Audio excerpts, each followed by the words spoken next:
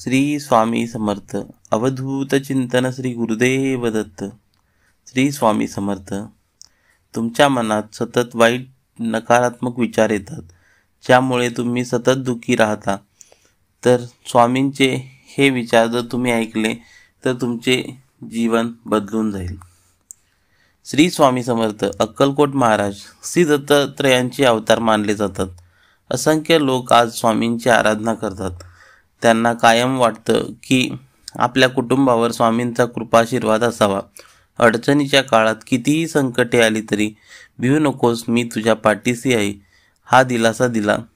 त्यामुळे स्वतः स्वामी आपली पाठराखण करत आहेत.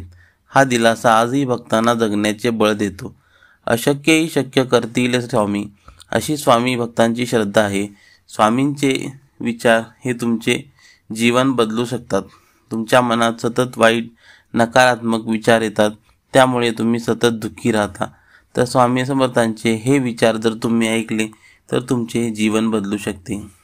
स्वामी म्हणतात, अरे बाळा, उदास असशील तर माझे नाव घे, दुःखी असशील तर माझे ध्यान घे, मार्ग भेटत नसेल तर माझे विचार घे, एवढ्याने समाधानी नशील तर बाळा अक्कलकोटची वाट घे.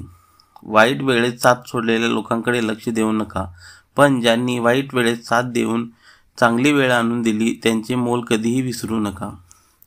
तुला भीती वाटत असेल, मार्ग दिसत नसेल किंवा निर्णय घेता येत नसेल तर डोळे बंद करून माझे ध्यान कर. अशाने तू माझ्याशी संवाद साधशील.